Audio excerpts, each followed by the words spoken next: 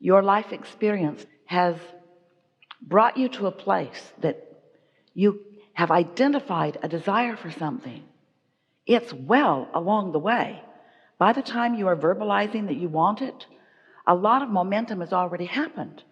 A lot of important momentum that you, beautiful humans, in your human form, don't count usually, because you don't account for the momentum of contrast that caused you to put it together vibrationally bit by bit. You often don't account for all of the momentum that happened even before you were fully realizing that you wanted it. So by the time you are verbalizing, I really want this, when that idea comes to you, that fresh idea that felt so good for a minute, before you killed it with your doubt, that exhilarating feeling of recognizing that you have a desire for something, the majority of the momentum and the attraction power has already taken place. And now the bringing it into your realization, where you can see it and hear it and smell it and taste it and touch it, that's really the easy part. But so often you don't realize that, because, dear hearts, you hold yourself in a holding pattern unnecessarily.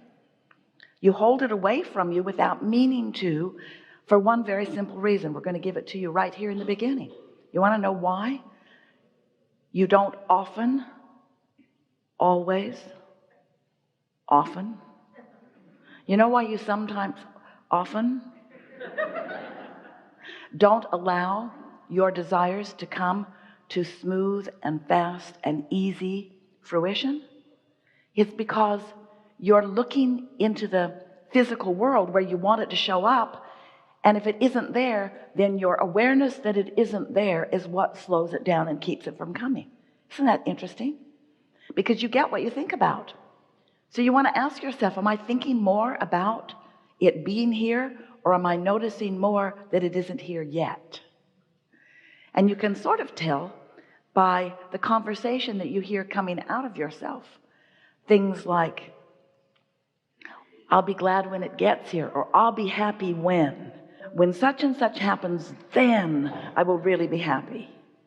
And so if it's then, not now, think about it, then feel what's going on in your vibration. If it's later, not now.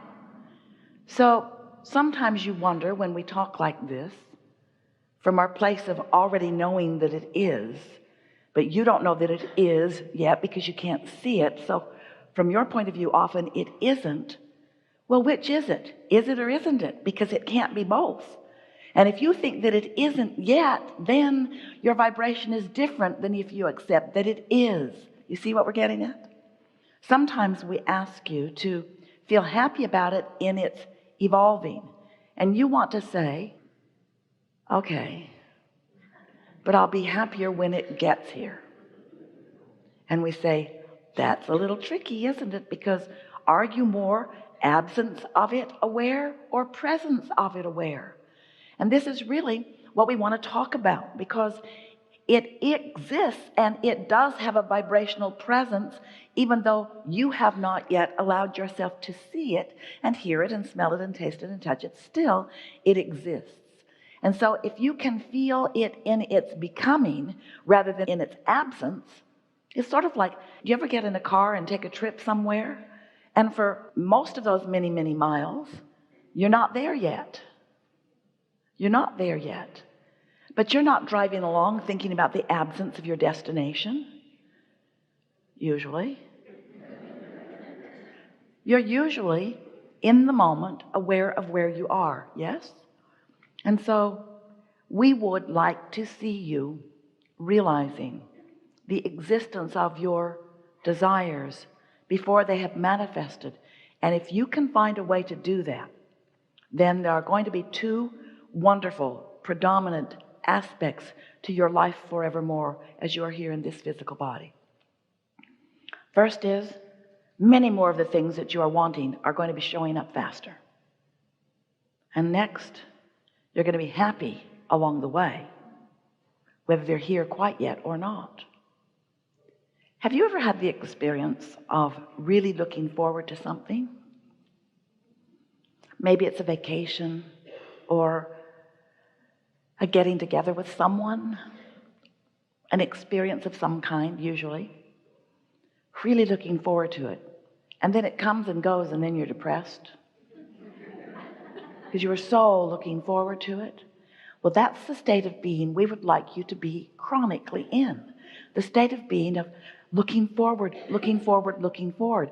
Anticipation is such a wonderful emotion, because when you are in happy anticipation, that means you are not blocking the unfolding in any way. In fact, you are encouraging it. Better said, you are allowing it with your vibrational frequency. You're allowing it through your positive expectation. One of our favorite words that Esther finds to describe things that we mean to say is the word expectation, because expectation includes both a desire and a belief. So when you have positive expectation about something, then it is happily unfolding and you're happy all along the way. If you could find a way to be more expectant of the things that you want, ooh, that's the sweet spot of life. When you in your physical body are approaching a subject, the subject that is in your current now, and you are approaching it in the same way that your inner being is approaching it, ooh, that's when you feel bliss or eagerness. That's when you feel love and appreciation.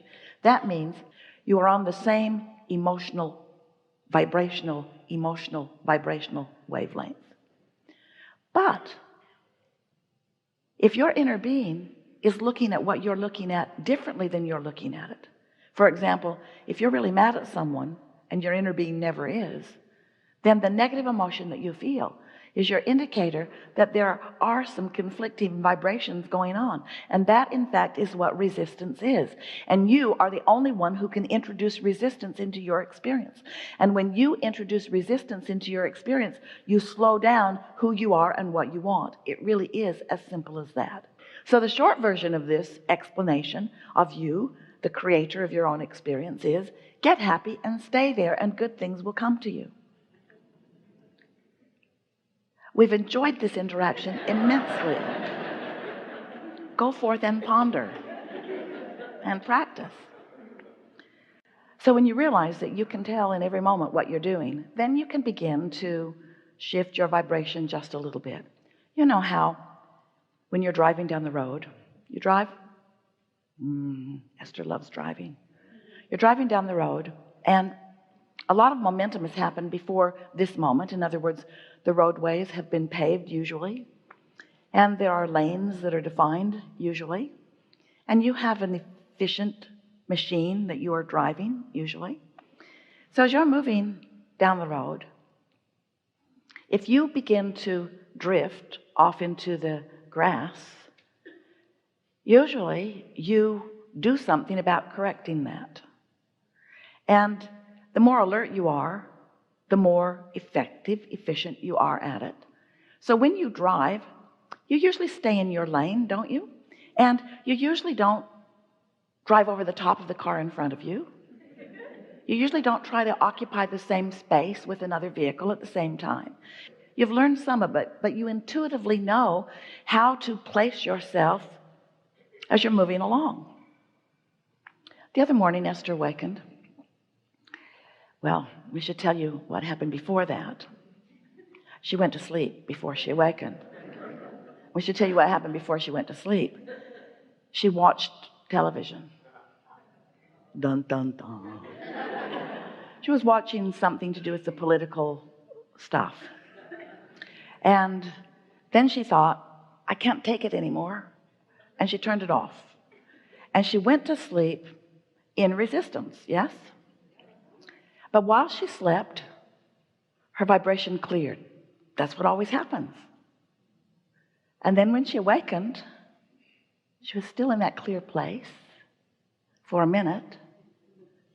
And then she received a sort of disturbing phone call about something not very important, but important enough. Dun, dun, dun. And then she thought, ooh, this is the beginning of a new day. I'm going to take care of this right now. In other words, like correcting your driving, not off in the grass. So she brushed her teeth and sat to meditate. Meditated for 15 minutes. Came back into that clear space and stayed there for a little while until she checked her email. Dun, dun, dun. And then she says, oh no, not this. I'm going to focus with clarity. Now what we're getting at is, this is not so different than driving down the road, is it? In other words, you do something about it, because if you're driving down the road and you're not watching what you're doing and you end up off in the grass and you don't do something about bringing yourself back into your lane, and now something more happens and something more happens and something more happens and something more happens, you could bring yourself to a lot of trouble. Momentum sort of happens that way, doesn't it? Here's another way of looking at it. If you're driving across a big wide roadway in a very effective car and there's not much going on around you, you could be a little lackadaisical, sloppy in your driving just a little bit, couldn't you? Ever drive with your knees? Ever change places with someone else while you're driving? Sometimes you feel comfortable, and so you don't feel like you need to be so attentive to what's happening, because there isn't some momentum that's going to be to your disadvantage. But what if you're driving on a mountain road and there are sharp drop-offs? Don't you pay more attention to what you're doing? Are not some roads you drive on a little riskier than others? And some subjects you think about are a little riskier than others. Now, we're not saying avoid the subjects that might take you off in the grass. We're not saying that. We're saying when you're approaching those subjects, be clear about who you are. Because it's not what you do so much in a correcting sense that matters vibrationally. It's the preparation you have made in advance. It's how ready you are. It's how much you care about being in alignment. That really is the secret to the success of manage your own vibration. Do you acknowledge that you are the creator of your own reality? Have you come that far? And do you understand that law of attraction abounds and is responding to your output all of the time? And do you understand that what comes back to you is because of the output? In other words, what you're broadcasting and what you're receiving are the same thing. So it matters what you think, doesn't it? It matters a lot. Do you find yourself sometimes being a reactor to what's going on in your experience? It's interesting, isn't it, to be living in a world with so many others who are creating their own reality, because it is not the easiest thing to navigate in all of that vibrational current and maintain your own frequency unless you've practiced it a bit. And that's really what we're talking about in all of the hours that we are together with all of you. Many of you are here at your first seminar, but you are not new to these ideas. And it is our expectation that as we move forward together today, that the things that you will talk about, that you're wondering about, and the things that we have to say about it, and the things that others in the room will think about it as we're having the conversation, is going to move this conversation of personal creation into a whole new place of understanding for you. The most important thing that we want you to understand, and it's easier at sometimes to accept this than others, is that things are always working out for you. And the reason that we know that to be true is because we know who you are. We know who you were before you came into these bodies, and we know who this life has caused you to become. We see the vibrational version of you, the vibrational version that life has caused you to be, the vibrational version that you are now because you want to feel good, meaning to live up to. That's the part of you that we know best. But it does not mean that we are not aware and lovingly aware of where you stand in relationship to that evolved and expanded being. And if there is anything that we wish to convey to you in a way that you can to you,